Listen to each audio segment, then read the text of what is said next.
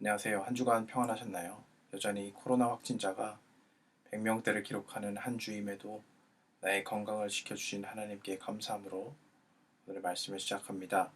지난주 우리는 태초에 말씀으로 창조하였던 하나님과 함께했던 예수 그리스도와 성령의 역사를 보았습니다. 그리고 빛으로 오신 생명 되신 예수님이 이 땅에 왔지만 어둠이 빛을 깨닫지 못한다는 십자가로 구원을 이루신 예수님을 알지 못하는 자들에 대해서 배웠습니다. 오늘 보신 하나님의 말씀은 요한복음 1장 11절에서 18절 말씀입니다. 제가 말씀을 읽겠습니다. 자기 땅에 오매 자기 백성이 영접하지 아니하였으나 영접하는 자 곧 그 이름을 믿는 자에게는 하나님의 자녀가 되는 권세를 주셨으니 이는 혈통으로나 육정으로나 사람의 힘으로 나지 아니하고 오직 하나님께로부터 난 자들이니라. 말씀이 육신이 되어 우리 가운데 거하심에 우리가 그의 영광을 보니 하나님의 독생자의 영광이요 은혜와 진리가 충만하더라. 요한이 그에 대하여 증언하여 외쳐 이르되 내가 전에 말하기를 내 뒤에 오시는 이가 나보다 앞선 것은 나보다 먼저 계심이라 한 것이 이 사람을 가리킴이라 하니라. 우리가 다 그의 충만한 데서 받으니 은혜 위에 은혜로라. 율법은 모세로 말미암아 주신 것이요 은혜와 진리는 예수 그리스도로 말미암아 온 것이라. 본래 하나님을 본 사람이 없으되 아버지 품속에 있는 독생하신 하나님이 나타나셨느니라. 아멘. 여러분은 평소에 알고 있는 집에서 아침에 물건을 찾아본 경험이 있습니까? 저는 주로 새벽기도 나오기 전에 가족이 자고 있으면 조용히 전등을 켜지 않고 옷가지를 찾는 습관이 있습니다. 우리 눈의 빛을 보기 전 적은 양의 빛에도 반응해 주위 환경에 적응하는 것인데요. 우리가 냄새가 심하게 나는 화장실 같은 장소에서 일정 시간이 지나면 냄새에 적응하여 그 냄새가 익숙해지는 코도 마찬가지라고 할 수 있습니다. 물론 사람마다 감도의 차이로 여전히 냄새를 느끼는 제 아내 같은 사람도 있습니다. 하지만 평균적으로 사람의 몸은 주위 환경에 적응하도록 지음을 받았습니다.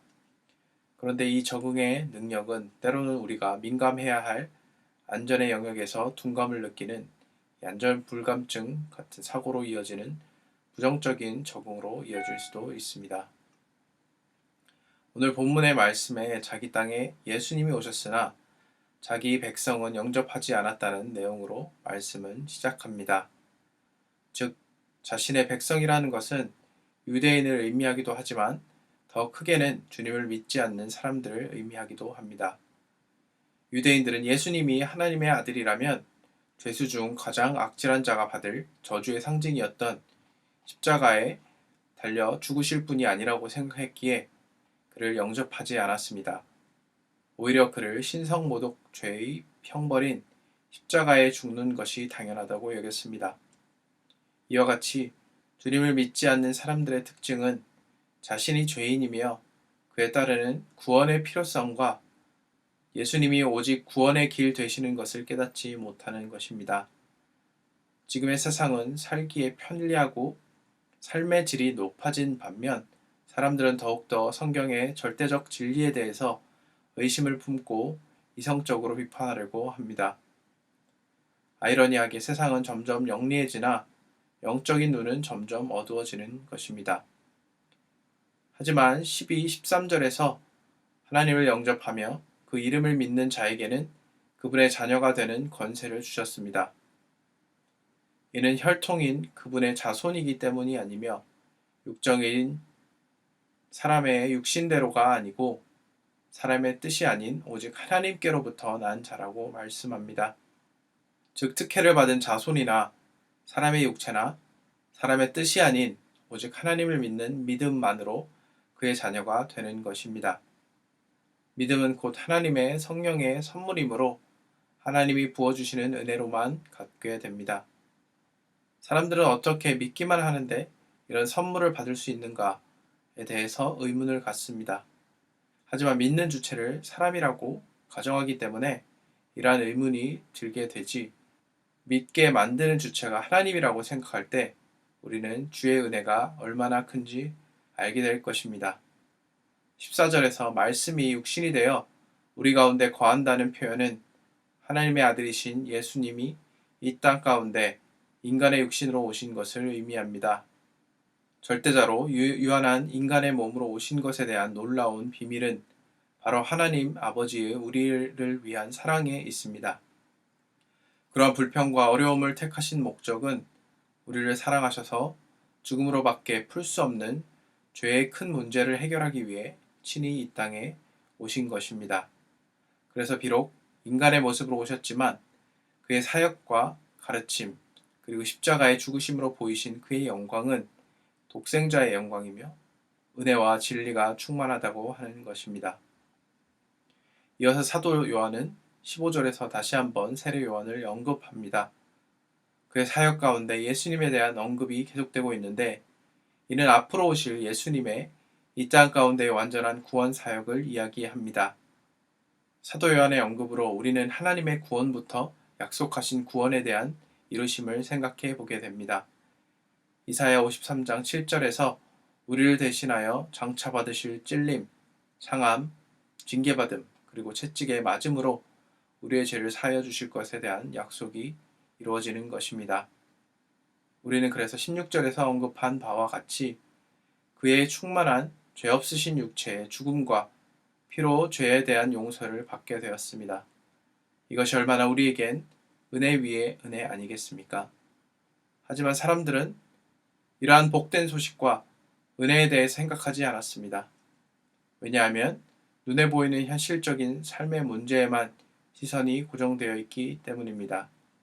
그러나 우리는 영적인 눈이 어두운 믿지 않는 사람들에게 이 복된 소식을 계속 전할 사명이 있습니다.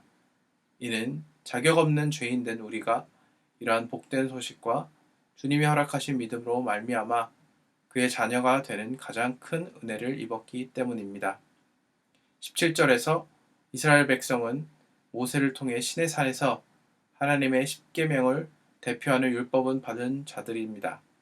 하지만 그들은 시내산에서 모세가 하나님으로부터 십계명을 받을 그 순간에 아론을 중심으로 보이는 금송아지를 만들고 거기에 제사함으로 십계명의 첫 번째와 두 번째 계명인 나 외에 다른 신을 섬기지 말고 너를 위하여 새긴 우상을 만들지 말라는 계명을 깨뜨립니다. 이렇게 죄로 인해 하나님과의 관계가 깨어진 상태에서 율법으로만 하나님께 순종하는 것은 불가능에 가까웠습니다. 그런데 이러한 깨어진 관계를 해결하기 위해 그의 아들이신 예수님이 오신 것은 우리에게는 은혜와 진리, 그 이상의 의미가 있는 것입니다. 마지막 18절에서 본래 하나님을 본 사람이 없다고 언급합니다. 하나님의 임재를 경험했던 모세조차도 하나님의 뒷모습조차 볼 수 없었습니다. 왜냐하면 거룩한 하나님을 마주하고 보고 살아있을 수 있는 사람은 아무도 없기 때문입니다. 하지만 하나님께서는 우리에게 아버지 품속에 있는 독생자 예수 그리스도를 통해 우리가 그를 직접 경험할 수 있도록 길을 열어주셨습니다. 그리하여 예수 그리스도를 통해서만 우리가 하나님의 자녀가 되어 그를 볼 수 있는 길이 열린 것입니다. 믿음의 한 식구된 사랑하는 산돌의 청년부 여러분, 우리는 더 이상 죄의 사슬에 매인 어둠의 자녀가 아니라 빛으로 부름받은 자녀들입니다. 이 세상에서 살아가면서 익숙해진 나의 영적인 상태가 어떠한지 우리는 돌아보아야 합니다. 내가 보며 듣고 느끼는 것들이 구별되어야 합니다. 그러기 위해서는 어둠에 익숙해진 나의 눈이 빛에 반응할 수 있도록 깨어 기도해야 합니다. 우리는 은혜 위에 은혜를 받은 자로 주님을 늘 삶에서 찾고 가까움으로 세상의 흐름에서 자유함을 얻는 주의 자녀 다 되시길 주의 이름으로 축원드립니다.